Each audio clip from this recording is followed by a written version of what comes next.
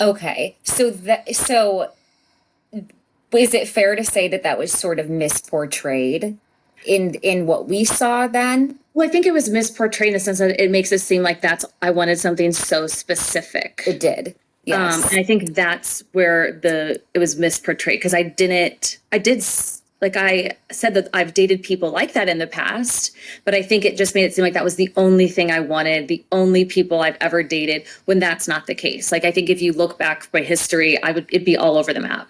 I really appreciate the clarification because when I heard that, it landed as if that was the only requirement. Physicality, you wanted a Yeah, guy who was a light-skinned black man, right. and there was discourse online surrounding the fetishism Yeah, behind that statement. So I appreciate the clarification that it did yeah, not go down that way.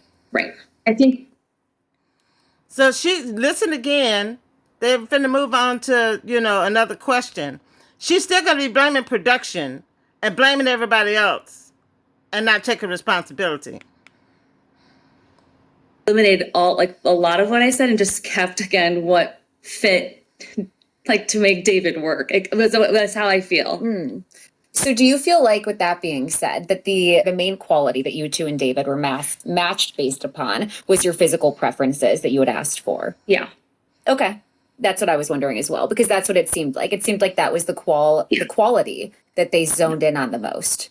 Yeah, I mean, we had the only other things that I think we had in common after getting to know each other is that we liked country music and we both had like social work experience at some point in our lives. Okay. Very interesting. Yeah. Is there a quality that you wish that you had gotten specifically that you had asked for that was more important to you? I mean, I think I wish I was more specific on what like I thought drive and success looked like. But I also think that I was 38 again when I was on the show. And so I just like never assumed in my mind that I would be paired with someone like living at home. And, I just like didn't think that. Like it just didn't ever cross my mind. But then See, and this is where I can't get with her, and this is why Pia is commendable. It's commendable that she showed us that footage. So she the description that she gave matched David. Then Pia showed us that she asked her. Talk about, see, she's saying that it never occurred to her. Yes, it did occur to you because you were specifically asked that question, Michelle.